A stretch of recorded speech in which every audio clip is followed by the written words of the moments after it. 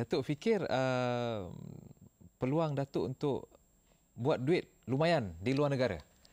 Misalnya spekulasi Datuk ditawar kerja oleh Myanmar.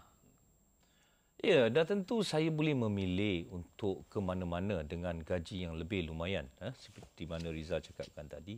Tetapi saya percaya saya masih lagi mempunyai tugas di negara sendiri, terutama dengan pemain-pemain remaja kita, di mana adalah tidak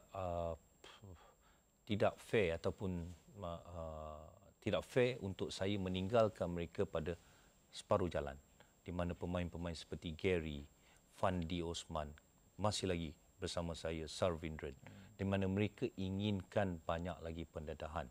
Dan saya percaya dengan adanya pemain-pemain muda ini, kita mampu bukan untuk memenangi kejuaraan, tetapi untuk masa depan kita yang lebih baik. Philip Trussier sudah pun menolak jawatan kerusi panas jurulatih kebangsaan. Datuk dilantik sebagai jurulatih sementara untuk menentang Filipina dan kemudian perlawanan terakhir pra-Piala Asia menentang Yaman. Apa perancangan Datuk?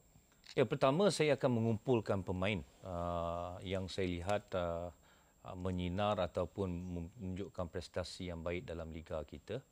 Dan pada perlawanan dengan Filipina, saya akan mencuba kombinasi tertentu di mana dah tentu corak permainan yang berbeza.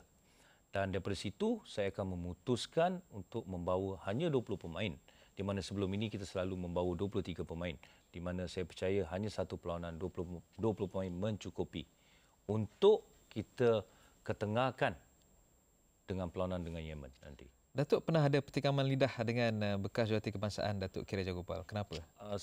Itu hanya melalui media, ya. Tetapi selama saya berada di FM bersama Datuk Rajagopal, tak ada masalah yang begitu serius ataupun bertikam lidah seperti mana diura-urakan oleh pihak yang tertentu. Datuk Rajagopal dianggap pilih kasih dalam memilih pemain.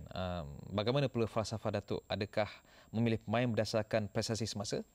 Ya, seperti saya katakan, prestasi semasa. Tetapi ketika ini, ya, prestasi semasa sedangkan penyerang utama kita tak bermain.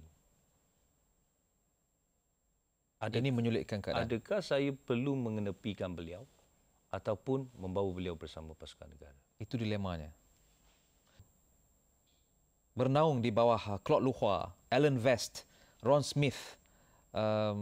Bagaimana Datuk melihat pengaruh mereka terhadap kejayaan Datuk sekarang? Ya, tentu banyak pengaruh yang saya pelajari daripada keempat-empat jurulatih, di mana mereka mempunyai persiapan ataupun persepsi yang berbeza. Dan daripada apa yang saya pelajari daripada mereka, dah tentu saya akan bawa untuk kebaikan pasukan yang saya bawa pada masa hadapan. Dalam Wisma FM, apakah Datuk berbincang dengan pakar-pakar teknikal yang lain? Duduk semeja membincangkan hala tuju pasukan kebangsaan? Ya, setelah saya dilantik sebagai Ketua Jurulatih Harimau Muda A, di samping melihat perkembangan pasukan Harimau Muda B dan C baru-baru ini, 2 minggu yang lepas sebelum Tahun Baru Cina, saya telah mengadakan satu mesyuarat khas untuk para jurulatih pasukan A, B dan C, di mana saya dah menekankan beberapa perkara apa yang harus kita lakukan demi kesinambungan pasukan C ke B, B ke A dan seterusnya ke pasukan negara.